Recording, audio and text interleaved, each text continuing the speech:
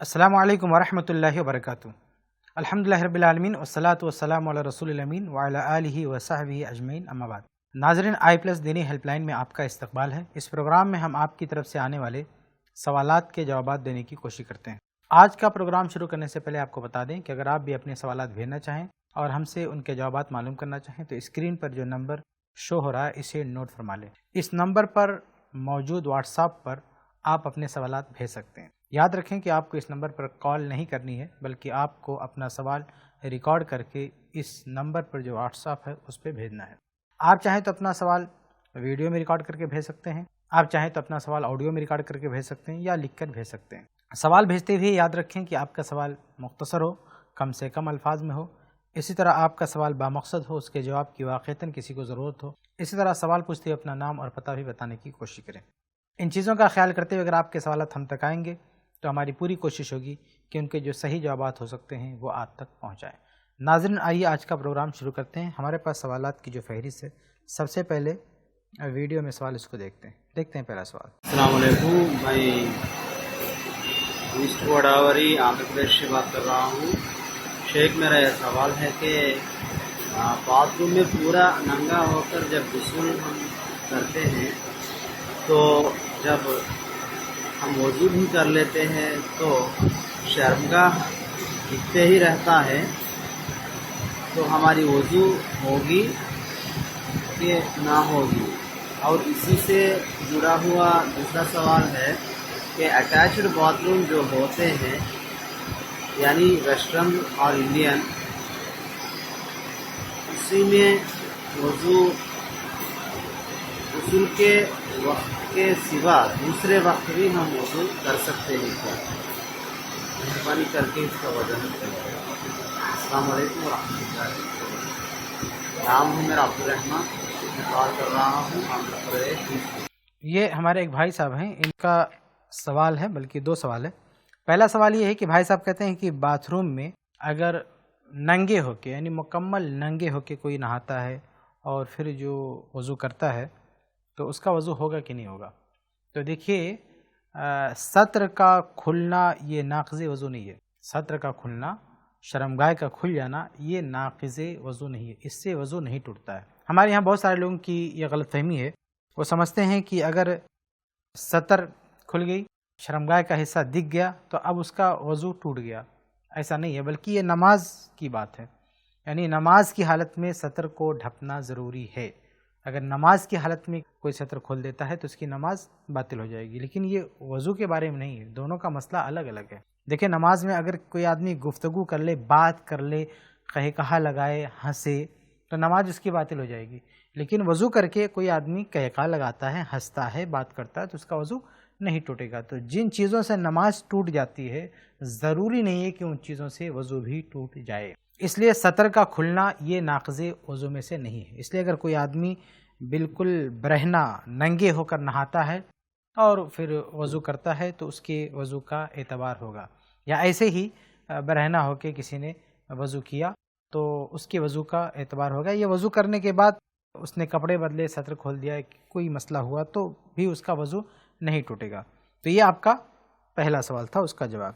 आपने दूसरा सवाल ये किया है कि ऐसा बाथरूम जिसके साथ टॉयलेट अटैच होता है तो वहाँ पे वज़ू कर सकते कि नहीं। तो देखिए, हमारे इल्म में इससे ममानित की कोई दलील मौजूद नहीं है। ख़ास तौर से आजकल जो टॉयलेट होते हैं वो तो एक अलग अंदाज़ के होते हैं, वहाँ पे कोई गंदगी होती नहीं, साफ़ कर दी जाती है, और एक किनारे होता है वो, और नहाने का हिस्सा दूसरी तरफ होता है। तो ऐसी जगहों पर अगर कोई जाके वज़ू करता है तो इसमें कोई हर्ज की बात नहीं। किताब व सुन्नत की कोई ऐसी दलील सामने नहीं आ रही है जिससे ये समझ में आए कि यहाँ पे वज़ू करने से रोका गया हो, इसलिए वहाँ पे भी वज़ू करना दुरुस्त है। असल यही है। उम्मीद है कि आपको जवाब मिल गया होगा। आगे बढ़ते हैं, अगला सवाल देखते हैं। अस्सलाम वालेकुम वरहमतुल्लाहि वबरकातुहू। शेख, मेरा ये सवाल है कि औरतें जो सोना यूज़ करती हैं, यानी पहनती हैं, उस पर ज़कात है? कि बाद लोग कहना है जो औरतें सोना यूज़ करती हैं उस पर ज़कात नहीं है, जो रखा हुआ सिर्फ उस पर ही ज़कात है। और हवाला भी देते हैं कि सऊदी उलमा का ये फतवा है, तो इसमें हकीकत का है, मैं जानना चाहता हूँ। शेख, बड़ा मेहरबानी, थोड़ा रहनुमाई करिए, जज़ाकल्लाहु खैर। ये एक भाई साहब हैं, इनका सवाल ये है कि औरतें जो सोना पहनती हैं उन पर ज़कात है कि नहीं। भाई साहब कहते हैं कि सऊदी अरब के बाद उलमा का फतवा ये है कि उस पर ज़कात नहीं है। तो देखिए, सबसे पहली बात ये कि ये कहना कि सऊदी अरब के उलमा का फतवा है کہ اس پہ زکوٰۃ نہیں ہے. ایسا لگتا ہے کہ سارے علماء کا یہی فتویٰ ہے. ایسا بالکل نہیں ہے، بلکہ سعودی عرب کے بہت سارے اہل علم ہیں جنہوں نے یہ فتویٰ دیا ہے کہ جو عورتیں سونا پہنتی ہیں اور ان پر بھی زکوٰۃ ضروری ہے. کچھ علماء نے فتویٰ دیا، وہ اختلاف ہے، لیکن بہت سارے علماء نے یہ بھی فتویٰ دیا ہے کہ جو عورتیں زیورات پہنتی ہیں ان میں زکوٰۃ ہے. اچھا، یہاں پہ کچھ اور چیزوں کی وضاحت بہت ضروری ہے. وہ یہ کہ مطلقاً ایسا کسی کا فتویٰ نہیں ہے کہ جو عورتوں کے زیورات ہیں ان پہ زکوٰۃ نہیں ہے. ان زیورات کی بھی کئی قسمیں کی جاتی ہیں. علماء نے ان زیورات کی کئی قسمیں کی ہیں اور بعض قسموں پر بالاتفاق زکوٰۃ واجب، اس میں کسی کا اختلاف نہیں. مثال کے طور پر اگر کوئی عورت ایسا زیور بنا کے پہنتی ہے جو جائز نہیں ہے تو اس پر بھی زکوٰۃ ہے. جیسے کوئی سانپ وغیرہ، کوئی جانور بنا کے اسے پہن رہی ہے سونے کا، کوئی ایسی چیز بنا رہی ہے، کوئی ایسا زیور بنا رہی ہے کہ وہ زیور بنانا جائز نہیں ہے. کوئی تصویر بنا رہی ہے زیور کی شکل میں اور اس کو پہن رہی ہے تو اس پہ زکوٰۃ واجب ہے، کیونکہ یہ حرام ہے، یہ زیور اس کے لیے جائز ہی نہیں ہے. تو اب سونے سے کوئی حرام چیز بنا لیا ہے تو اس کا مطلب نہیں کہ زکوٰۃ اسے ساقط ہو جائے گی. تو اس پر سب کا اتفاق ہے کہ ایسے زیورات میں زکوٰۃ ہے. ایسے ہی وہ زیورات جو عورتیں بنا کے رکھ لیتی ہیں، یعنی سیونگ کے طور پر اس کا استعمال ہوتا ہے، انہیں پہنتی نہیں ہے. یعنی شادی ہوئی، بہت سارے زیورات بنائے، وہ پڑا رہتا ہے، وہ کبھی نہیں پہنتی. وہ الماری میں یا کسی جگہ پہ لاکر میں وہ پڑا رہتا ہے، کبھی بھی نہیں پہنتی وہ، یا کبھی کبھار سال 2 سال میں کبھی پہن لیا. وہ روزمرہ کے استعمال میں نہیں ہے.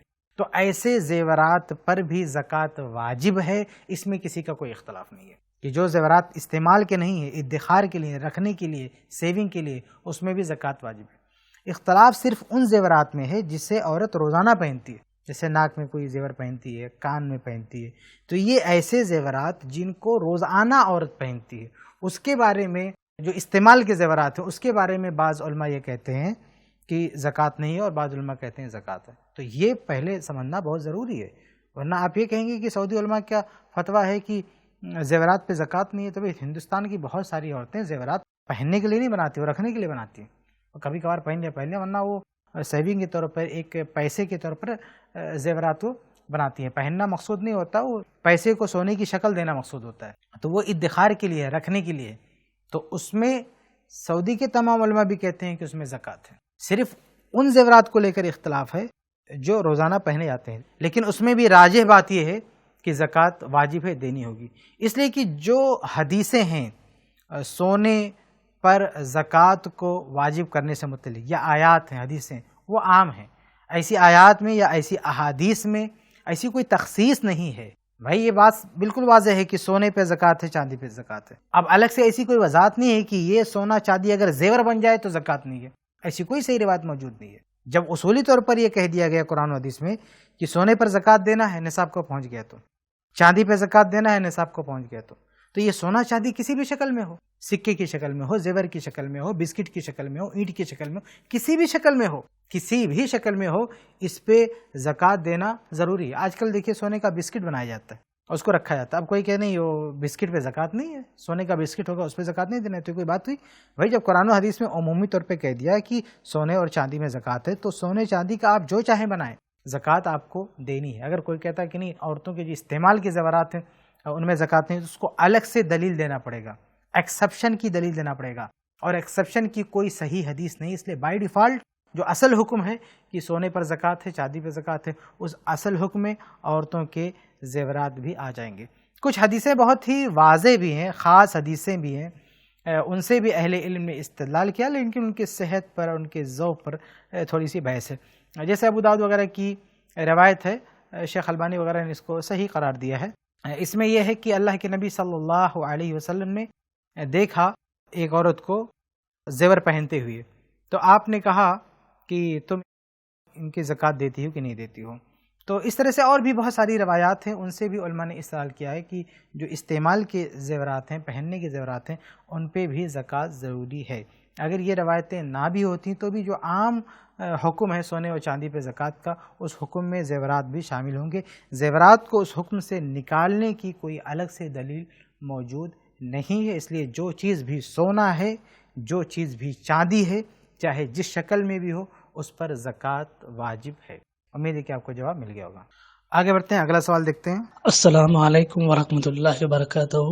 میرا ایک سوال ہے کہ جیسے हम लोगों की जो तिजारत है जैसे भेड़ बकरियों की, तो अब हम क्या माल आगे खरीदते हैं और फिर बेचते हो, तो हमारा माल आगे कटनी में जाता है, मंडियों में जाता है, माल कटता है। तो जैसे अगर कोई जानवर अगर कुदरती तौर पर अपाइज हो तो उसको खरीदना और फिर बेचना कैसा रहेगा? जो कुदरती तौर पर अपाइज हो तो फिर उसे ज़िबा करना या उसको बेचना, ये कैसा रहता है? भाई साहब का सवाल ये है कि ये जानवर को की खरीद व फरोख्त करते हैं, जानवर खरीदते हैं, बेचते हैं, तो कहते हैं कुदरती तौर पर कोई जानवर अपाहिज हो, यानी उसके अंदर कोई ऐब हो, तो उसे ख़रीदना बेचना कैसा है? तो देखिए, ख़रीदने बेचने में कोई मसला नहीं है, बशर्ते कि वो ऐब ज़ाहिर हो, उसको वाज़ेह किया जाए और सामने वाले को भी बताया जाए। यानी आप अगर बेच रहे हैं कोई जानवर को तो आप बता दें इसके अंदर ये ऐब है, और उसी हिसाब से सामने वाला उसकी कीमत लगाएगा। तो इसमें तो कोई हर्ज की बात नहीं है। ऐसा नहीं है कि कोई किसी जानवर में ऐब आ गया तो उसको आप बेच ही नहीं सकते, बेचने में कोई मसला ही नहीं, उसको आप बेच सकते हैं। आखिर में जो आपने एक बात कही है उससे ऐसा समझ में आता है कि कोई जैसे कसाई है, यानी जो गोश्त वगैरह बेचता है, तो ऐसे लूला लंगड़ा बीमार मरीज जानवर लाए और काट के और बेचे, तो ये सही है कि नहीं? तो ये तो देखिए बिल्कुल गलत बात है। अगर कोई जानवर जो ऐबदार है, कोई बीमार है या किसी तरह का कोई ऐब है, जाहिर है कि मार्केट में उसकी वो वैल्यू नहीं है, वो उसकी कीमत नहीं है जो सही और सालिम जानवर की कीमत है। तो अगर आप कसाई हैं और आप दुकान चला रहे हैं तो आप ऐसे जानवरों को ला के काटेंगे और उनका गोश्त उस दाम में बेचेंगे जिस दाम में सही सालिम जानवर का गोश्त बिकता है। ये तो अमानत में ख़यानत की बात होगी, धोखा हो गया, एक तरह से ख़यानत है ये। इसलिए ऐसा नहीं करना चाहिए कि आप उसका कोई ऐब है वो छुपा दें, बल्कि ऐसी कोई चीज़ है आप बता सकते हैं और आप उसका जो मुनासिब रेट लग सकता है वो लगा के आपको ईमानदारी के साथ बेचना चाहिए। लेकिन जानवर बीमार है, उसमें किसी तरह का कोई ऐब है, उसे आपने काट दिया और सामने वालों को पता ही नहीं, तो सामने वालों को धोखा देना हो गया। देखिए, गांव वगैरह में ऐसे कई वाक़यात सामने आए हैं कि जो लोग बकरियां पालते हैं तो अचानक कोई बकरा बीमार हुआ या कहीं से गिरा, चोट लगी, कुछ ऐसी बात हुई, तो फ़ौरन उन लोगों ने उसको ज़बह कर दिया, ज़बह करके वही गोश्त गांव में बेच दिया। तो मैंने ऐसे कुछ वाक़यात देखे, मेरे सामने भी हुए हैं। तो ऐसे वाक़यात में जब वो गोश्त बिकता है तो उसकी जो असल कीमत होती है उस पर नहीं बिकता है।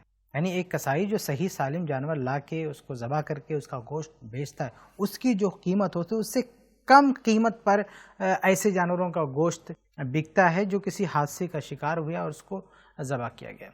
तो चूँकि ख़रीदने वाला उस पर राज़ी नहीं है, क्योंकि ख़रीदने वाले को अगर पता चल जाए कि ये जो जानवर आप उसको बेच रहे हैं ये ऐब वाला था, उसी का गोश्त आपको दे रहे हैं, तो वो नहीं तैयार होगा लेने पर। तो ये उसके साथ धोखा है, उसके साथ ख़यानत है, उसके साथ जो है फ्रॉड है।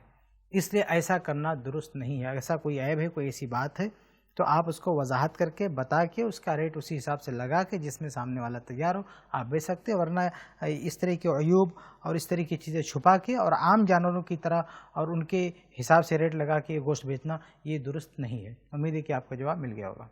आगे बढ़ते हैं, अगला सवाल देखते हैं। अस्सलाम वालेकुम जी, मेरा नाम मोहम्मद आरिफ मुंबई से। मेरा सवाल ये है कि जैसे मैं नमाजी नहीं हूँ तो मैं अगर पैसा अगर देता हूँ मस्जिद में, मदरसा में, तो पैसा क्या कबूल होता होगा कि नहीं? अल्लाह ताला इसका पैसे का हमारे खाते में नेकी अदा करते हैं कि नहीं? इसके बारे में जवाब दीजिए, जज़ाकल्लाह खैर।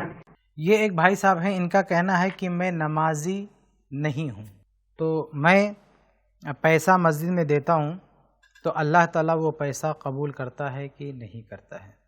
ये भाई साहब ने एक सवाल किया है। तो देखिए, यहाँ पे सबसे पहले आपको ये बता दूँ कि बेनमाजी होना, नमाज तर्क करना, ये न सिर्फ गुनाह है बल्कि बहुत बड़ा गुनाह है। यानी कबीरा गुनाहों में भी बहुत बड़ा गुनाह है नमाज तर्क करना, मुस्तकिल बेनमाजी होना, ये बहुत भयानक गुनाह है। हत्ता कि अहले इल्म की एक बड़ी जमात इस बात की कायल है कि अगर किसी ने मुस्तकिल नमाज तर्क कर दिया, छोड़ दिया, तो वो काफिर है, वो मुसलमान ही नहीं है। और तारिके सलात के साथ उसी तरह का मामला किया जाएगा जो एक काफिर के साथ किया था। ये अहले इल्म की एक जमात का मौक़िफ़ है कि अगर कोई बेनमाजी है तो वो मर गया तो उसका जनाजा नहीं पढ़ा जाएगा। वो मर गया तो उसकी जायदाद में उसके बच्चों को हिस्सा नहीं दिया जाएगा, या उसका बाप मरा तो उसके बाप की जायदाद में बेनमाजी का हिस्सा नहीं होगा। यानी सिर्फ काफिर नहीं बोलते हैं बल्कि काफिर के जो अहकामात है वो भी उस पर लागू करते हैं। तो ये कोई हल्का मामला नहीं है। آپ یہ نہ دیکھیں کہ آج کل یہ بات عام ہو چکی ہے، لوگ نماز نہیں پڑھتے ہیں، تو آپ یہ سمجھیں کہ کوئی معمولی چیز ہے. دیکھیے آج سود خوری بھی بہت عام ہو چکی ہے، لوگ وراثت میں بہنوں کا حصہ کھا لیتے ہیں، بھی بہت عام ہو چکا ہے. تو بہت ساری چیزیں عام ہو چکی ہیں، لیکن اس کا مطلب نہیں کہ اس کا گناہ کم ہو جائے گا، عام ہونے سے اس کا گناہ کم ہو جائے گا. تو یہ بہت بڑا گناہ ہے. آپ یہ کہہ رہے ہیں کہ مسجد میں پیسہ دے رہے ہیں، تو وہ تو معاملہ الگ ہے. سرے سے نماز چھوڑنے کی وجہ سے آپ کا ایمان باقی ہے کہ نہیں، آپ کا اسلام باقی ہے کہ نہیں، اسی پر سوال نشان ہے. اور اہل علم کی ایک جماعت ایسے لوگوں کو کافر مانتی ہے. اور حدیث میں صراحت کے ساتھ یہ لفظ آیا، صحیح مسلم وغیرہ کی روایت میں ہے کہ ایک آدمی اور کفر کے درمیان جو چیز ہے وہ نماز ہے. تو یہ معاملہ ہے، یہ بہت خطرناک چیز ہے. اس لیے سب سے پہلی بات یہ ہے کہ بے نمازی ہونا اور اپنے آپ کو اس پر برقرار رکھنا، یہ اپنے آپ میں بہت بڑا گناہ ہے. اس لیے آپ کو اس گناہ سے نکلنا چاہیے. اور دوسری طرف کچھ علماء ہے جو کہتے ہیں کہ ٹھیک ہے بے نمازی بہت بڑا گنہگار ہے، لیکن وہ ہے کہ اس کا اسلام باقی رہے گا، وہ کافر نہیں ہوگا، لیکن وہ بہت بڑا گنہگار ہوگا، بہت بڑا گناہ ہے. اس لیے کسی بھی صورت آپ کو نماز ترک نہیں کرنا چاہیے، کیونکہ بہت بڑی خطرے والی بات ہے اس میں. خاص طور سے جن لوگوں نے کہا کہ بے نمازی کافر ہیں، ان کے دلائل بہت مضبوط ہیں، بہت قوی ہیں، بہت واضح ہیں، بہت کلیئر ہیں. اور جو اہل علم کہتے ہیں کہ بے نمازی کافر نہیں ہے، ان کے دلائل میں اتنا وزن نہیں ہے. ان کے دلائل جیسے مثال کی طرف وہ ایک دلیل لے دیتے ہیں کہ قیامت کے قریب ایک وقت ایسا آئے گا، اللہ کے نبی صلی اللہ علیہ وسلم فرماتے ہیں کہ لوگوں کو پتہ ہی نہیں ہوگا کہ نماز کیا ہے، زکوٰۃ کیا ہے، یہ لوگوں کو پتہ ہی نہیں ہوگا، لیکن پھر بھی ان کو مسلمان کہا گیا. تو دیکھیے اگر کوئی شخص جاہل ہے، جس کو کسی بھی چیز کا پتہ ہی نہیں ہے، تو اس کا معاملہ الگ ہو جاتا ہے. اور یہاں مسئلہ کیا ہے کہ آپ کو پتہ ہے، آپ کو پتہ ہے کہ 5 وقت کی نماز کیا ہے، آپ کو پتہ ہے کہ یہ چیز پڑھنی چاہیے، پھر بھی آپ نہیں پڑھیں گے، تو معاملہ بہت خطرناک ہے. اس لیے سب سے پہلی فرصت میں آپ توبہ کیجئے اور نمازی بنیے. اور یہ جو آپ نے پوچھا ہے کہ اگر آپ نے مسجد میں دیا تو وہ قبول ہوگا کہ نہیں، یہ تو اللہ ہی جانتا، ہم کیسے بتا سکتے ہیں کہ قبول ہوا کہ نہیں ہوا. آپ نے اللہ کی راہ میں کچھ دیا، وہ قبول ہوا کہ نہیں ہوا، یہ اللہ ہی فیصلہ کر سکتا ہے، ہم نہیں کہہ سکتے. بلکہ ہم جو کچھ بھی عمل کرتے ہیں، ہم یہ نہیں کہہ سکتے کہ اللہ نے اس کو قبول کیا یا اللہ نے اسے ریجیکٹ کر دیا، وہ مرنے کے بعد پتہ چلے گا. ہم یہ کہہ سکتے ہیں کہ ہم نے جو عمل کیا وہ صحیح کیا یا غلط کیا. ہم نے جو کچھ کیا ہے وہ ہمارا کام صحیح ہے یا غلط. ہم نے نماز پڑھی ہے، ہم نے نماز صحیح طریقے سے پڑھی ہے یا غلط طریقے سے پڑھی، یہ ہم فیصلہ کر سکتے کہ ہم نے صحیح ڈھنگ سے نماز پڑھی ہے. ہم یہ نہیں فیصلہ کر سکتے کہ یہ نماز اللہ تعالیٰ نے قبول بھی کر لی ہے، اس نماز پر ہم کو ثواب بھی مل گیا ہے. ہو سکتا ہے کہ ہم نے نماز صحیح ڈھنگ سے پڑھی ہو، لیکن کسی وجہ سے یہ نماز ہمارے منہ پر مار دی جائے، اس کا کوئی ثواب نہیں ملے. ہو سکتا ہے ہم نے زکوٰۃ دی ہے اور صحیح ڈھنگ سے زکوٰۃ دی ہے، لیکن کسی وجہ سے اس کا ثواب ہم کو نہ ملے، ہم اس سے محروم کر دیے جائیں. تو یہ جو آپ مسجد میں کچھ دے رہے ہیں، تعاون دے رہے ہیں، تو یاد رکھیں کہ یہ تعاون دینا صحیح ہے. یعنی آپ اگر مسجد کے کسی کام میں پیسہ دے رہے ہیں تو یہ تو ثواب کا کام ہے، اس کو تو غلط کوئی کہہ ہی نہیں سکتا. غلط کہنے کا سوال ہی نہیں ہوتا یہاں پہ کہ آپ نے کوئی غلط کام کیا ہے. اب رہی بات ہے کہ اس کو اللہ نے قبول کیا کہ نہیں، اس پہ ثواب ملا کہ نہیں ملا، وہ تو اللہ تعالیٰ فیصلہ کرے گا. ہم کیسے بتا سکتے ہیں کہ اللہ تعالیٰ نے ثواب دیا ہے کہ نہیں دیا.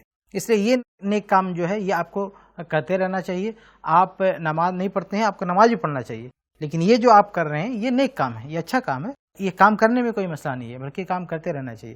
اور یہ کیا کوئی بھی نیک کام ہو اس کو کرنے میں کوئی حرج کی بات نہیں. اگر آدمی کسی دوسری برائی میں ہے تو اس کا مطلب نہیں کہ کچھ جو نیکی کر رہا ہے اس کو بھی ترک کر دے. جو نیکیاں کر رہا ہے اس کو ترک نہیں کروایا جائے گا کسی سے کہ بھئی تم یہ نیکیاں بھی چھوڑ دو، تم یہ گناہ کرتے ہو اس لیے کوئی نیکی مت کرو. یہ شیطان ہمارے دلوں میں یہ بات ڈالتا ہے یا لوگوں سے یہ باتیں کہلواتا ہے کہ تم اتنے گنہگار ہو، تم کو کیا حق پہنچتا ہے یہ نیکی کرنے کا، وہ نیکی کا، وہ نیکی کا. ایسی بات نہیں ہے. بلکہ ایک آدمی کتنا بھی گنہگار ہو، اگر اس کے ساتھ میں کچھ نیکیاں ہیں تو وہ نیکیاں اس کو فائدہ دے سکتی ہیں. بلکہ کبھی کبھی ہو سکتا ہے کہ کوئی ایک نیکی اس کے سارے گناہوں پر بھاری پڑ جائے. روایت آپ کو معلوم ہے نا کہ ایک عورت جو زانیہ تھی، وہ اس نے ایک کتے کو پانی پلا دیا تھا، وہی ایک نیکی تھی اس کی. اس نیکی کی وجہ سے اللہ تعالیٰ نے اس کی مغفرت کر دی. ایسے ہی صحیح مسلم وغیرہ کی روایت ہے، اور بہت ساری کتب احادیث میں روایت ہے، مختلف کتابوں میں مختلف الفاظ کے ساتھ وہ روایت آئی ہے. سب کا خلاصہ یہ ہے کہ قیامت کے دن ایک شخص کو اللہ تبارک و تعالیٰ کہے گا کہ تو یاد کر تو نے کوئی نیکی کی ہے، تو اس کو یاد نہیں آئے گا کہ میں نے کوئی نیکی کی ہے. فرشتے اس کو یاد دلائیں گے کہ نیکی یاد کر، نیکی یاد کر. بالآخر اس کو یاد آئے گا کہ میں نے تو ایک ہی نیکی کی ہے. مجھے یاد پڑتا ہے کہ میں لوگوں کو قرض دیتا تھا اور اپنے آدمیوں سے کہتا تھا کہ تھوڑی سی مہلت دو، جو نہیں دے سکتا اس پہ سختی نہ کرو. تو اللہ تعالیٰ اس کی اسی نیکی کی وجہ سے اس کی بخشش کر دیتا ہے. تو یہ نہیں کہنا چاہیے کہ اگر ایک آدمی کوئی گناہ کر رہا ہے تو اب وہ کوئی کار خیر نہ کرے.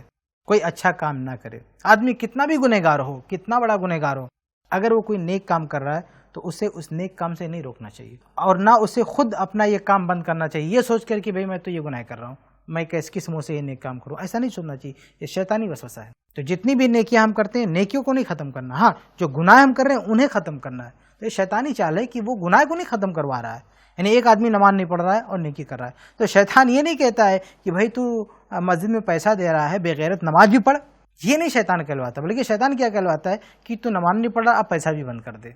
تو یہ شیطانی چال ہے کہ وہ نیکیوں کو ختم کرنے کی ترغیب دیتا ہے, یعنی وہ اکساتا ہے کہ آدمی نیکیاں ختم کر دے, اس بات پر نہیں ابھارتا ہے کہ آدمی برائیاں ختم کر دے.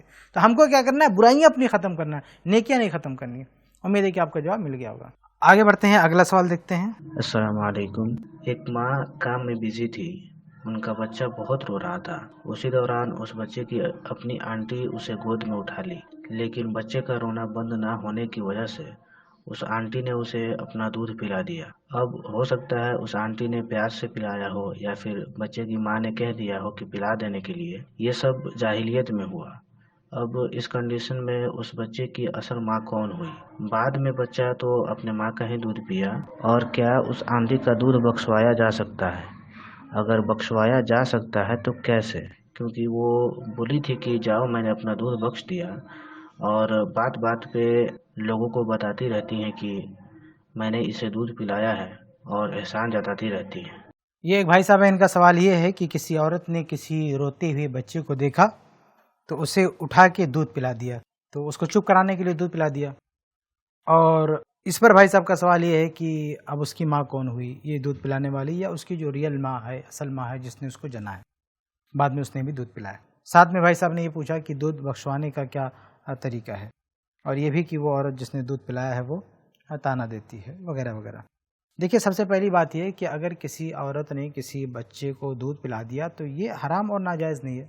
ایک بچہ رو رہا تھا, اسے چپ کراتے ہوئے اگر اس نے دودھ پلا دیا تو اس کے حرام ہونے کی کوئی دلیل ہمارے پاس نہیں ہے. اس کو کھلاتے ہوئے دودھ پلا دیا تو ہم یہ نہیں کہیں گے کہ حرام اور ناجائز کام کیا. دوسری بات یہ کہ آپ نے جو یہ سوال کیا کہ اس کی اصل ماں کون ہے, یہ جس نے بچے کو کھلاتے ہوئے دودھ پلا دیا وہ, یا اس کی وہ ماں جس نے اس کو جنا تھا اس کو بھی دودھ پلایا. تو دیکھیے اس میں تو کوئی شک اور شبہ کی بات نہیں ہے کہ جس نے اس کو جنا ہے وہی اس کی اصل ماں ہے. گرچہ وہ دودھ نہ پلائے تب بھی ماں وہی ہے. اگر وہ اپنے بچے کو ایک گھونٹ بھی دودھ نہ پلائے تب بھی وہ اس کی ماں ہے, یہ اس کا خون ہے, اس کے ساتھ بلڈ ریلیشن ہے, اس کا رحمی رشتہ دار ہے, یہ اس کے رحم سے ہی آیا. تو اس کی حقیقی ماں تو وہی ہے, اصلی ماں تو وہی ہے. یہ دودھ پلانے کی وجہ سے جس کو ہم ماں کہتے ہیں, ماں کا رشتہ, یہ رضاعی یعنی دودھ والا رشتہ ہوتا ہے. یہ اس کے بعد اس کا درجہ ہے, یہ دونوں سیم نہیں ہے. کچھ معاملات میں دونوں کا حکم ہے کہ, لیکن دونوں کا درجہ ایک نہیں ہے. جس ماں نے بچے کو اپنے پیٹ میں رکھا 9 ماہ تک اور اس کو جنا, اس کا جو مقام و مرتبہ ہے وہ کہیں زیادہ بلند ہے اس عورت کی بنسبت جس عورت نے صرف اس کو دودھ پلایا ہے. سمجھ رہے ہیں؟ تو یہ جو آپ نے کہا کہ اس کی اصل ماں کون ہوئی, اصل ماں تو وہی ہے اس کی جس نے اس کو جنا ہے, اور بعد میں دودھ بھی پلایا. دودھ نہ پلاتی تب بھی اصل ماں وہی ہوتی. اس نے تو صرف ایک عورت نے کچھ دودھ پلا دیا ہے. تو یہ جو دودھ پلا ہے یہاں بھی یہ دیکھنے کی ضرورت ہے کہ اس نے دودھ کتنا پلایا ہے. جو رضاعت ثابت ہونے کا مسئلہ ہے وہ بھی 5 گھونٹ پر ہے. صحیح مسلم کی حدیث ہے, اما عائشہ رضی اللہ تعالی عنہا کی, حدیث نمبر 1452. اما عائشہ رضی اللہ عنہ سے مروی کہتی ہیں کہ کان فیما انزل من القرآن 10 رضعات معلومات یحرمنا, کہ قرآن میں پہلے یہ حکم آیا تھا کہ 10 بار جو ہے کوئی بچے کو دودھ پلائے گی اور تب وہ بچے کی ماں بن سکتی ہے, یعنی یہ رضاعت والی حرمت ثابت ہوگی. ثم نسخنا, پھر یہ آیتیں منسوخ ہو گئی, بخمس معلومات, یعنی 5 مرتبہ دودھ پلانے کے حکم سے یہ چیز منسوخ ہوگی. فتوفی رسول اللہ صلی اللہ علیہ وسلم, آگے روایت ہے. تو خلاصہ ہے کہ 5 مرتبہ اگر کسی عورت نے بچے کو دودھ پلایا ہے, 5 بار پلایا ہے, تب ہم یہ کہیں گے کہ وہاں پہ وہ اس کی ماں بنتی ہے. ایسے ہی اٹھا کے 1-2 بار ایسے پلا دیا, تھوڑا بہت پلا دیا اس کو چپ کرانے کے لیے, تو اتنی سی بات پر ہم یہ نہیں کہیں گے کہ عورت اس بچے کی ماں بن گئی. ایسا بالکل نہیں ہے. 5 بار اس بچے کو دودھ پلائے گی تب ہم یہ کہیں گے کہ یہاں پہ حرمت رضاعت کا لنک ہو گیا, یعنی یہ اس کی ماں ہو گئی, اس نے اس کا دودھ پی لیا. تو یہ چیز ہے, یہاں پہ یہ بھی دیکھنے کی ضرورت ہے کہ کتنا اس نے دودھ پلایا ہے. اگر ایک ہلکا پھلکا ایسے پلا کے چھوڑ دیا تو کوئی مسئلہ ہی نہیں، وہ رشتہ ثابت نہیں ہوتا. اور اگر اس نے 5 بار واقعی پلایا ہے تو یہ کہیں گے کہ اس کی ماں ہو سکتی ہے. اور اس کے بعد آپ نے بڑا ہی عجیب و غریب سوال کیا کہ وہ دودھ بخشوانا، یہ کون سی بلا ہے بھائی؟ دودھ بخشوانا یہ کہاں سے آپ نے لیا ہے؟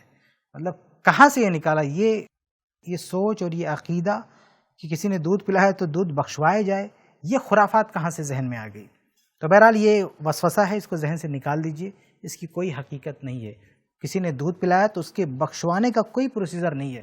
دودھ پلایا واقعی اگر اس کی ماں ہے تو اس کی ماں ہے، رضائی ماں ہے، اس لنک کو کبھی ختم نہیں کیا جا سکتا. سمجھ رہے؟ اس لنک کو کبھی آپ ختم نہیں کر سکتے، اس کا کوئی پروسیجر نہیں ہے. واقعی اگر اس نے 5 بار دودھ پلا دیا تو اس کی رضائی ماں بن چکی ہے، نہیں پلایا تو اس کی رضائی ماں نہیں ہے. لیکن یہ جو دودھ پلایا، چاہے اس کی ماں ہو چاہے نہ ہو، جو دودھ پلا دیا تو مسئلہ ختم ہو گیا. اگر اس کی ماں ہے تو بھی، نہیں ماں ہے تو بھی. لیکن یہ دودھ بخشوانا، چاہے اس نے کم پلایا چاہے زیادہ، یہ بخشوانے کی بات کہاں سے آپ لے آئے؟ یہ کس نے آپ کو سکھایا؟ یہ جملہ اور یہ سینٹنس آپ کے دماغ میں آیا کہاں سے کہ دودھ بخشوائے جائے؟ تو یہ بیکار کی بات ہے، بیہودہ بات ہے، اس کو آپ ذہن سے نکال کے پھینک دیجئے اور اس طرح کی باتیں مت کیجیے. دودھ بخشوانے والی بات پتہ نہیں کس مذہب کے لوگوں سے یہ سیکھ کر ہم اس طرح کی باتیں کرنے لگتے ہیں کہ دودھ پلا دیا کسی عورت نے تو جا کے اس کو دودھ بخشوائیں. تو اس طرح کی باتیں نہیں کرنا چاہیے. یہ ایسا نہیں کہ ہر مذہب میں جو کچھ ہوتا ہے یہ بخشوائیں وہ بخشوائیں، اس کا آپ جا کے اسلام میں بھی کرنا شروع کر دیں، تو یہ مناسب نہیں ہے. اور آخر میں جو آپ نے یہ کہا کہ اس نے اس کو تانا دے رہی ہے، تو یہ دیکھیے تانا وغیرہ نہیں دینا چاہیے کسی کو. کسی نے کسی کے ساتھ کوئی احسان کیا ہے، کوئی بھلا کیا تو نیکی کر کے اس کو بھول جانا چاہیے اور اس پر احسان نہیں جتلانا چاہیے. ہاں کبھی بات آئی تو کوئی ذکر کر دے تو ہم کو اس کو تانے کے معنی میں بھی نہیں لینا چاہیے. اگر کسی عورت نے ایسے ہی شوق میں کہہ دیا کہ یہ بچہ ہے جس کو ہم نے دودھ پلایا ہے، تو اس کو کہنے کا حق ہے، اس نے دودھ پلایا کہنے کا حق ہے. اور کبھی کبھی کسی حوالے پہ ذکر بھی کر سکتی ہے، اس کو کوئی ضرورت ہے، کوئی مسئلہ ہے، تو چونکہ ایک لنک ہے، ایک رشتہ ہے، تو اس کو مدد بھی کرنا چاہیے. اس حوالے سے بعض روایت میں آتا بھی ہے کہ اللہ کے نبی صلی اللہ علیہ وسلم کے جو رشتہ دار ہوتے تھے رضائی، وہ آپ کے ساتھ کبھی آتے تھے تو آپ صلی اللہ علیہ وسلم ان کی الگ سے دیکھ بھال کرتے تھے، ان کی خدمت کا یعنی ان کی دیکھ بھال کا آپ صلی اللہ علیہ وسلم اہتمام کرتے تھے. تو یہ بھی ایک رشتہ ہے، اس رشتے کا خیال ہونا چاہیے. ماں اس رشتے کا حوالہ دے سکتی ہے، عورت اس رشتے کا حوالہ دے سکتی ہے، اور جس کو دودھ پلایا وہ بڑا ہوا تو اس کو بھی بول سکتی ہے. تو یہ حوالہ دیا جا سکتا ہے، اس کا تذکرہ ہو سکتا ہے، لیکن یہ کہ تانا دینے والی بات نہیں ہونی چاہیے اگر تانا دیا جا رہا ہے تو. اور اگر تانا نہیں دیا جا رہا ہے، ایسے ہی عورت شوق میں بول رہی ہے، کسی بچے کے تعلق سے ایسے ذکر کر رہی ہے، کوئی ماضی کی یاد ہے اس کے ذکر کر رہی ہے، تو اس کو خواہ تانے کے معنی میں لینا بھی نہیں چاہیے. تو یہ چند وضاحتیں تھیں آپ کے سوال کے جواب میں. امید ہے کہ باتیں آپ کے لیے واضح ہو گئی ہوں گی. ناظرین آگے بڑھنے سے پہلے ایک بار پھر ہم آپ کے سامنے واضح کر دیں کہ اگر آپ بھی اپنے سوالات بھیجنا چاہیں تو اسکرین پر جو نمبر شو ہو رہا ہے اسے نوٹ فرما لیں. اس نمبر پر آپ اپنے سوالات بھیج سکتے ہیں، ویڈیو میں، آڈیو میں یا تحریری شکل میں لکھ کر. یاد رکھیں کہ یہ جو نمبر آپ کو شو ہو رہا ہے یہ نمبر کال کرنے کے لیے نہیں ہے. آپ اس پہ کال نہ کریں بلکہ اس نمبر پر جو واٹس ایپ موجود ہے اس پہ آپ میسج کریں. تو یہ نمبر صرف واٹس ایپ میسج کے لیے، کال کے لیے نہیں ہے. اس لیے اگر آپ سوال کرنا چاہتے ہیں تو آپ اپنا سوال ریکارڈ کریں. پہلے آپ اپنا سوال ریکارڈ کریں، ویڈیو میں ریکارڈ کریں یا آڈیو میں ریکارڈ کریں یا لکھ کر ہم کو بھیجیں. لیکن یاد رکھیں کہ جو سوالات ہم کو ویڈیو میں ملیں گے، جو سوالات ہم کو آڈیو میں ملیں گے، ہم جواب کے لیے انہیں پہلے چنیں گے. سوال پوچھتے ہوئے دھیان رکھیں کہ آپ کا سوال مختصر ہو، کم سے کم الفاظ پر مشتمل ہو. اسی طرح آپ کا سوال بامقصد ہو، اس کے جواب کی واقعتاً کسی کو ضرورت ہو. اسی طرح سوال پوچھتے ہوئے اپنا نام اور پتہ بھی بتانے کی کوشش کریں. ان چیزوں کا خیال کرتے ہوئے اگر آپ کے سوالات ہم تک آئیں گے تو ہم پوری کوشش کریں گے کہ ان کے جو صحیح جوابات ہو سکتے ہیں وہ آپ تک پہنچائیں. ناظرین آگے بڑھتے ہیں، کچھ اور سوالات ہیں ان کو دیکھتے ہیں. السلام علیکم، میرا نام لطف الرحمان ہے، میں پورنیہ ضلع سے بول رہا ہوں. جی شیخ، میرا سوال یہ ہے کہ کھڑے ہو کے پیشاب کرنا کیسا ہے؟ کیا ہے کہ میں جس کمپنی میں کام کر رہا ہوں وہاں پینٹ پہن کے رہنا پڑتا ہے، اور پینٹ میں بیٹھ کے پیشاب کرنے میں میرے کو دقت ہوتا ہے، تو پیر میں چھینٹا پڑتا ہے، تو اس کو پہلے پیر کو دھو کے پھر وضو کر کے نماز پڑھ سکتا ہوں کیا؟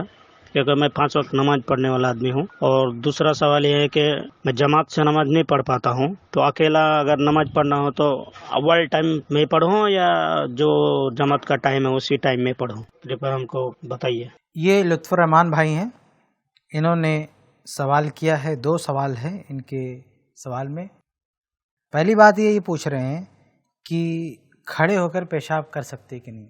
تو دیکھیے پیشاب بیٹھ کر کرنا چاہیے. کسی عذر کی بنا پر کھڑے ہو کر پیشاب کیا جا سکتا ہے.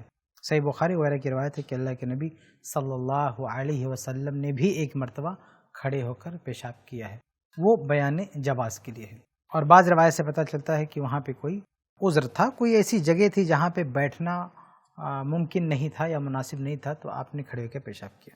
کھڑے ہو کر پیشاب کرنا ایسے حالات میں جہاں آدمی بیٹھ نہیں سکتا ہے، تو ایسے حالات میں کھڑے ہو کے پیشاب کرنا جائز ہے۔ تو اگر کہیں معاملہ ایسا ہے جیسے کہ آپ نے ذکر کیا کہ بیٹھ کے پیشاب کرے گا چھینٹے پڑیں گے، اور کھڑے ہو کے پیشاب کرے گا تو چھینٹے نہیں پڑ سکتے، تو کھڑے ہو کے پیشاب کر سکتا ہے، لیکن کوشش کرنی چاہیے کہ یہ چیز ہمارا دائمی معمول نہ بنے۔ ہم اپنے کاروبار کا یا اپنی رہائش کا ایسا سیٹ اپ نہ بنائیں، ایسی ترتیب نہ بنائیں کہ ہمیشہ ہمیں کھڑے ہو کر پیشاب ہی کرنا رہے۔ تو ایسے کاروبار سے دور رہنا چاہیے، ایسے کام سے دور رہنا چاہیے۔ کوشش کرنا چاہیے کہ وہ کام کریں، ایسی جگہ رہیں، ایسی ترتیب بنائیں کہ کھڑے ہو کے پیشاب کرنے کی نوبت نہ آئے۔ لیکن جب تک عذر ہے اور جب تک کہیں آدمی کسی معاملے میں گرفتار ہو چکا ہے، پھنس چکا ہے، تو کچھ مدت تک کے لیے اس کی گنجائش ہو سکتی ہے۔ دوسری بات آپ نے یہ کہی کہ آپ کو اکیلے نماز پڑھنا پڑتا ہے، تو یہ بھی اپنے آپ میں بہت خطرناک چیز ہے۔ بھائی کچھ دن کے لیے عارضی طور پر کوئی آدمی اکیلے نماز پڑھتا ہے تو بات سمجھ میں آتی ہے، لیکن ایک آدمی مستقل اپنا ایسا سیٹ اپ بنا لے، ایسی ترتیب بنا لے، ایسی جگہ جا کے بس جائے جہاں وہ جماعت کے ساتھ نماز ہی نہیں پڑھ سکتا ہے، تو یہ بہت بدنصیبی بدقسمتی والی بات ہے۔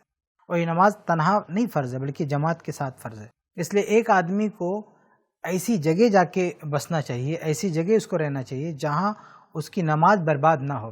افسوس کے ساتھ کہنا پڑتا ہے کہ ہم کہیں بھی جاب کے لیے جاتے ہیں، کسی نئے لوکیشن پہ جاتے ہیں، کہیں پہ کوئی گھر خریدتے ہیں، فلیٹ خریدتے ہیں، تو ہم کیا دیکھتے ہیں کہ یہاں آس پاس میں اسکول ہے کہ نہیں، بچوں کی تعلیم ہم دے سکتے کہ نہیں۔ اگر وہاں آس پاس اسکول نہیں ہوگا تو آدمی وہاں نہیں رہے گا، وہاں فلیٹ نہیں لے گا، نہ خریدے گا، نہ کرائے پہ رہے گا، ہرگز نہیں رہے گا وہاں اگر اسکول نہیں ہے تو۔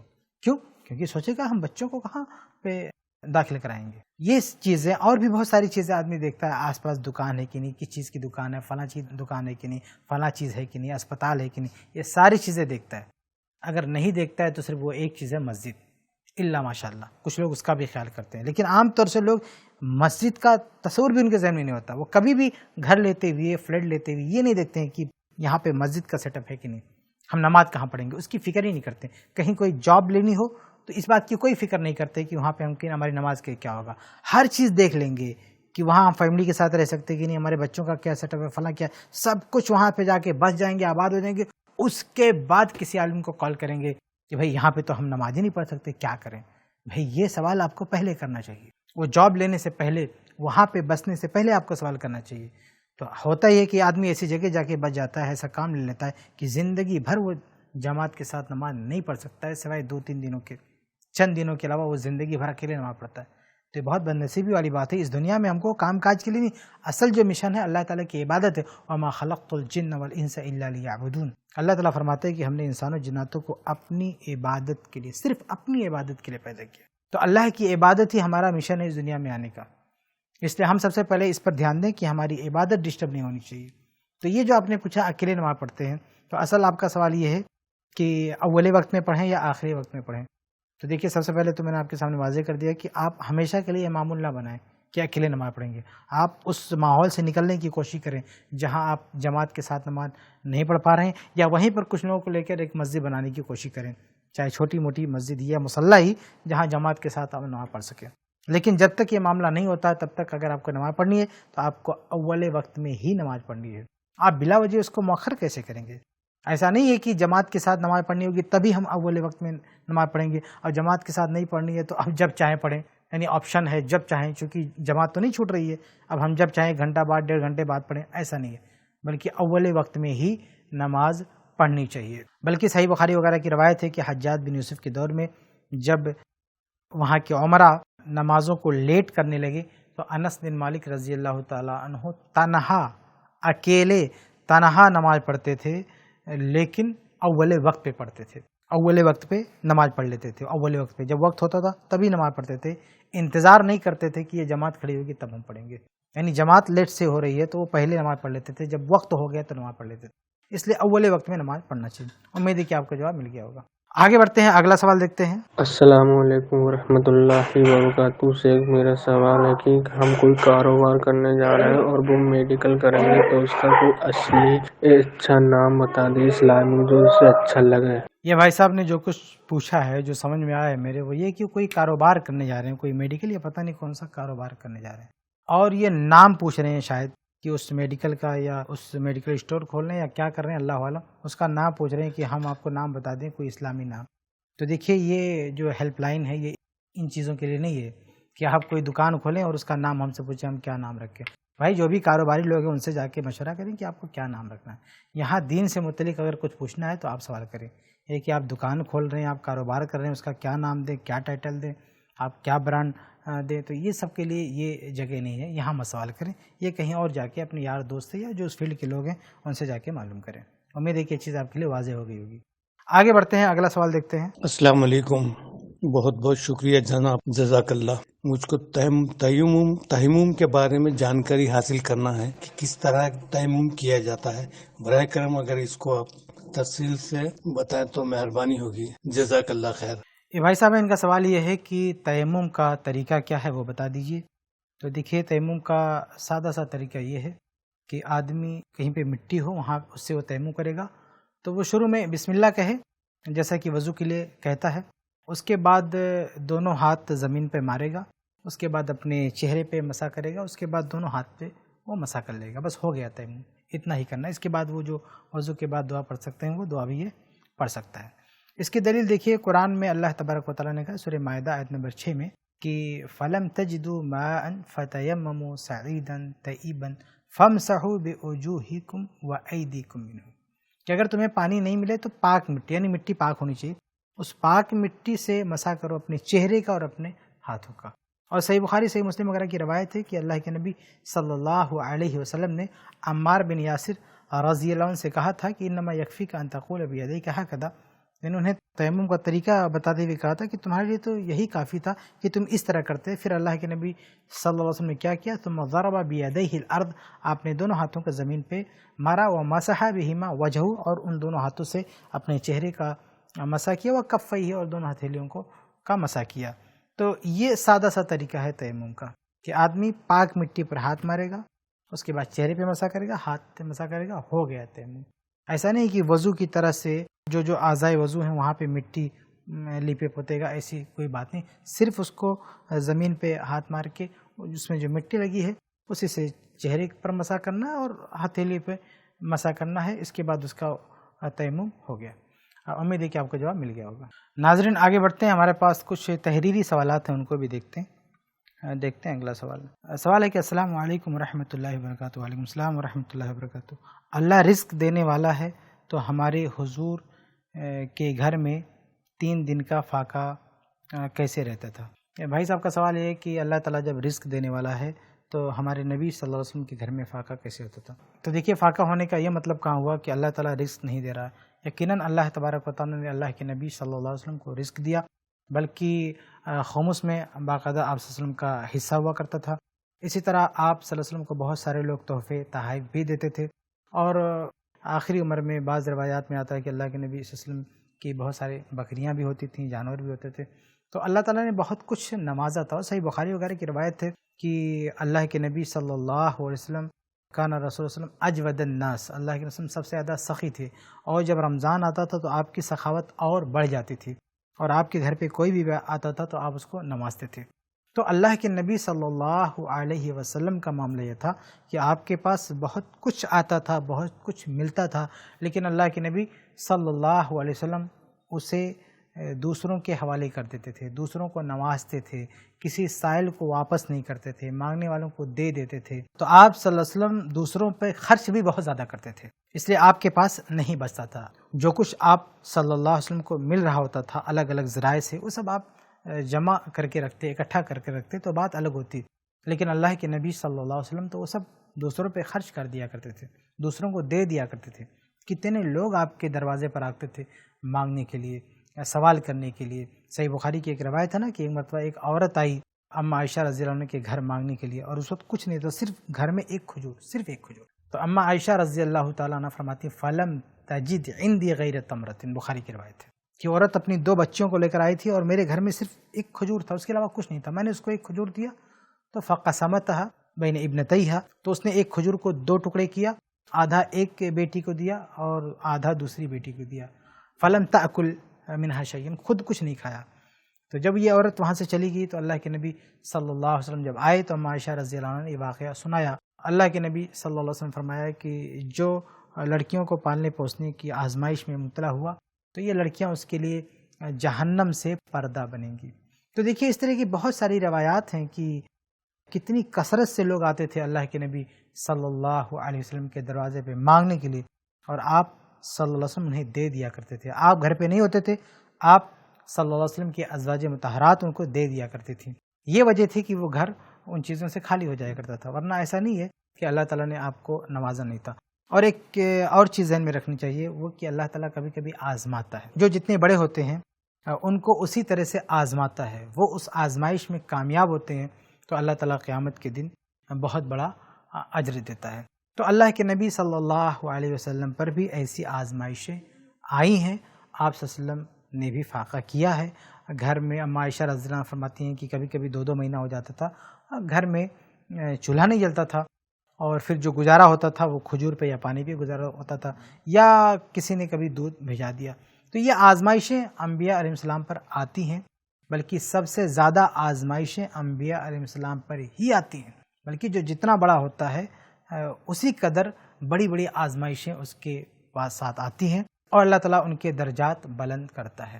اور اس میں دوسرے لوگوں کے لیے بھی ایک سبق ہوتا ہے، جو غریب ہیں، پریشان ہیں، ان کے لیے بہت بڑی تسلی کی بات ہوتی ہے. ورنہ ایک آدمی تو ایمان سے، اسلام سے متنفر ہو سکتا ہے کبھی کبھی یہ سوچ کر کہ ہم اسلام والے ہیں، ایمان والے ہیں، اللہ کو ماننے والے ہیں، پھر بھی ہمارے ساتھ یہ ہو رہا. لیکن اگر آدمی سوچے کہ ہمارے نبی صلی اللہ علیہ وسلم بھی ان حالات سے گزرے ہیں تو اس کو تسلی ہوگی، اس کو اطمینان ہوگا کہ اللہ رب العالمین روزی دینے والا ہے. لیکن اللہ تعالیٰ روزی بھی دیتا ہے اور کبھی کبھی آزماتا ہے. تو جب اللہ تعالیٰ اس آزمائش میں ڈالے تو صبر سے کام لینا چاہیے اور اس آزمائش میں کامیاب ہونے کی کوشش کرنی چاہیے. تو اللہ کے نبی صلی اللہ علیہ وسلم کو اللہ تعالیٰ نے نوازا، لیکن اللہ کے نبی صلی اللہ علیہ وسلم کو اللہ تعالیٰ نے آزمایا بھی. اور اس آزمائش میں کیسے رہنا ہے، اس آزمائش میں ہم کو کیا کرنا چاہیے، ایک طرح سے اللہ کے نبی صلی اللہ علیہ وسلم نے امت کے لیے ایک اسوہ بھی چھوڑا ہے کہ امتیوں پر بھی ایسی کوئی آزمائش آئیں تو وہ کیا کریں. تو چونکہ ہمارے نبی ہیں، ہر طرح کا دن ان کے ساتھ گزرنا چاہیے، ہر طرح کے معاملات میں ہمیں ان سے رہنمائی ملنی چاہیے. اگر ہمارے نبی صلی اللہ علیہ وسلم پر یہ آزمائشیں نہ آتی تو ان آزمائشوں میں جو اسوہ رسول ہے وہ ہم کو کہاں سے ملتا. صحیح مسلم کی روایت ہے، ایک مرتبہ اللہ کے نبی صلی اللہ علیہ وسلم گھر میں آئے اور اما عائشہ رضی اللہ عنہا سے کہا کہ کچھ کھانے کو ہے. اما عائشہ رضی اللہ عنہا نے کہا کہ نہیں ہے، کچھ نہیں گھر میں کھانے کے لیے. تو اللہ کے نبی صلی اللہ علیہ وسلم نے فرمایا فإنی صائم، اگر ایسا ہے تو میں روزے سے ہوں. تو یہ ایک اسوہ ہے.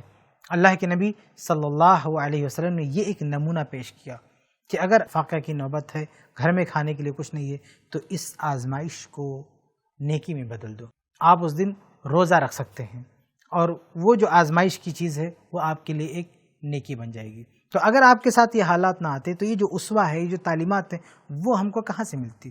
تو ہمارے نبی صلی اللہ علیہ وسلم چونکہ آخری نبی ہیں، پوری امت کے لیے اسوہ ہیں اور ہر طرح کے لوگوں کے لیے اسوہ ہیں، چاہے وہ امیر ہوں، غریب ہوں، فقیر ہوں، کیسے بھی، سب کے لیے اللہ کے نبی صلی اللہ علیہ وسلم اسوہ ہیں. تو اللہ کے نبی صلی اللہ علیہ وسلم پر ہر طرح کے حالات گزرے ہیں، کبھی فقر و فاقہ کے حالات بھی گزرے ہیں، کبھی بہت زیادہ آپ کے پاس پیسے بھی آئے ہیں، مال بھی آیا ہے، آپ کے پاس غلام بھی آئے ہیں، اونٹ آئی، بکریاں آپ کے پاس تھیں، بہت، یعنی ہر طرح کے حالات گزرے ہیں اور آپ نے ہر طرح کے لوگوں کے لیے ایک اسوہ پیش کیا ہے. اگر کسی کے پاس پیسہ ہے تو اس کے لیے بھی اللہ کے نبی صلی اللہ علیہ وسلم کی زندگی میں اسوہ ہے. اگر کوئی فقر و فاقے میں مبتلا ہے تو اس کے لیے بھی اللہ کے نبی صلی اللہ علیہ وسلم کی زندگی میں اسوہ ہے. تو اللہ کے نبی صلی اللہ علیہ وسلم پر جو اس طرح کے حالات آئے اس میں بہت ساری مصلحتیں تھیں. تو یہ چند چیزیں ہیں جو آپ کے سامنے میں ذکر کر سکا. امید ہے کہ بات آپ کے لیے واضح ہو گئی ہوگی. آگے بڑھتے ہیں، اگلا سوال دیکھتے ہیں. ایک اور بھائی کا سوال ہے. السلام علیکم ورحمۃ اللہ وبرکاتہ. وعلیکم السلام ورحمۃ اللہ وبرکاتہ. شیخ محترم، ٹیسٹنگ پاؤڈر کا کیا حکم ہے؟ ٹیسٹنگ پاؤڈر وہ پاؤڈر جس میں سور کی چربی کی ملاوٹ ہوتی ہے، جس سے کھانے میں ملایا جاتا ہے. जैसे बिरयानी, चिकन वगैरह। तो ये एक भाई साहब ने कहा, किसी पाउडर का नाम लिया और कहा कि इसमें सूअर होता है और ये खाने में मिलाया जाता है। तो भाई अगर ऐसा वाकई है कि उसमें सूअर से वो पाउडर बनाया गया है तो भाई उसका इस्तेमाल नहीं करना चाहिए। हमें तो नहीं मालूम भाई आप कौन से पाउडर की बात कर रहे हैं, मुझे तो नहीं मालूम, ये खाने पकाने की चीज़ से हमारा वास्ता नहीं कि उसमें क्या चीज़ें होती हैं। तो ये पता कीजिए कहीं पे जाके कि वाकई उसके अंदर ऐसा है कि नहीं। अगर है तो उसका इस्तेमाल मत कीजिए। अगर वाकई वो सालन ऐसा है, वो चीज़ ऐसी है, खाने पीने की चीज़ ऐसी है, यानी खाने के लिए बनाई गई है और सूअर के अज्जा से, सूअर के गोश्त से या सूअर की चर्बी से बनाई गई, तो आप उसका इस्तेमाल मत कीजिए। बाकी वो क्या चीज़ है, किस चीज़ से बनाई गई, उसके बारे में तो हमारे पास मालूमात नहीं है। जो उसके माहिरीन है आप उनसे पूछिए। उम्मीद है कि ये बात आपके लिए वाज़ेह होगी। आगे बढ़ते हैं, अगला सवाल देखते हैं। एक भाई साहब का सवाल है, अस्सलाम वालेकुम। वालेकुम सलाम। मस्जिद के इमाम से मस्जिद और टॉयलेट साफ़ करवाना कैसा है? मैं केरला में इमाम हूँ और मुझसे ये काम लिया जा रहा है। ना करने की सूरत में घर जा सकते हैं कि धमकी मिलती है और बहुत सारे अइम्मा को इसी वजह से निकाला भी है। अब्दुल्ला, पूर्णिया, बिहार। ये एक भाई साहब है जिन्होंने लिख के सवाल दिया और मुझे याद पड़ता है कि इस तरह का एक सवाल ऑडियो में भी कभी आया था, हो सकता है इन्हीं भाई साहब का हो। तो ये तहरीरी शक्ल में भी ये सवाल हमको मौसूल हुआ है और इसका जवाब हम पहले दे चुके हैं कि भाई ऐसा नहीं करना चाहिए। किसी भी मस्जिद की इंतज़ामिया को ऐसा नहीं करना चाहिए कि इमाम रखा है उसी से नमाज भी पढ़वा रहे हैं, उसी से टॉयलेट साफ़ करवा रहे हैं, ये सब करवा रहे हैं। भाई उसके लिए अलग से एक आदमी रख दो। एक इमाम उसवा होना चाहिए, इमाम की इज़्ज़त होनी चाहिए, लोग इमाम से कुछ सीखने की कोशिश करें। अगर इमाम को आप इतना जलील बना के रखेंगे, उनसे ऐसा काम लेंगे, तो कोई आदमी पसंद नहीं करेगा कि उनके साथ बैठे, उनके साथ सीखे या अपने बच्चों का उनको मुअल्लिम बनाए। नफ़रत होगी लोगों के दिलों में, इज़्ज़त नहीं होगी। इसलिए ऐसा नहीं करना चाहिए और ये बहुत गलत बात है। अब इस पर मैं तफसील से कुछ बातें पहले पेश कर चुका हूँ, इसलिए मैं उन बातों को दोहराना नहीं चाहता। खुलासा ये कि ये चीज़ मुनासिब नहीं है। नाज़रीन, वक्त हो चुका है, हम यहीं पर यह प्रोग्राम ख़त्म करते हैं और आखिर में फिर आपके सामने वाज़ेह करते हैं कि अगर आप भी अपने सवाल भेजना चाहें तो स्क्रीन पर जो नंबर शो हो रहा है इसे नोट फरमा लें। इस नंबर पर आप अपने सवाल भेज सकते हैं, वीडियो में, ऑडियो में या तहरीरी शक्ल में लिख कर। याद रहे, जो सवाल हमको वीडियो या ऑडियो में मौसूल होंगे हम जवाब के लिए उन्हें पहले चुनेंगे। सवाल पूछते हुए ध्यान रखें कि आपका सवाल मुख्तसर हो, आपका सवाल बामकसद हो और सवाल पूछते हुए अपना नाम और पता भी बताने की कोशिश करें। इन चीज़ों का ख्याल करते हुए अगर आपके सवाल हम तक आते हैं तो हमारी पूरी कोशिश होगी कि इनके जो सही जवाबात हो सकते हैं वो आप तक पहुँचाएँ। नाज़रीन, इसी के साथ दीजिए इजाज़त। इंशाअल्लाह फिर मुलाकात होगी अगले प्रोग्राम में कुछ और सवालात उनके जवाबात के साथ। अस्सलामु अलैकुम वरहमतुल्लाहि वबरकातुहू। समाज से बुराई मिटाने की कोशिश में i+ TV का साथ दें। UPI के जरिए डोनेट करने के लिए donate@ICICI पर ट्रांसफर करें। ऐसे ही और वीडियोस बनाने में हमारी मदद करें।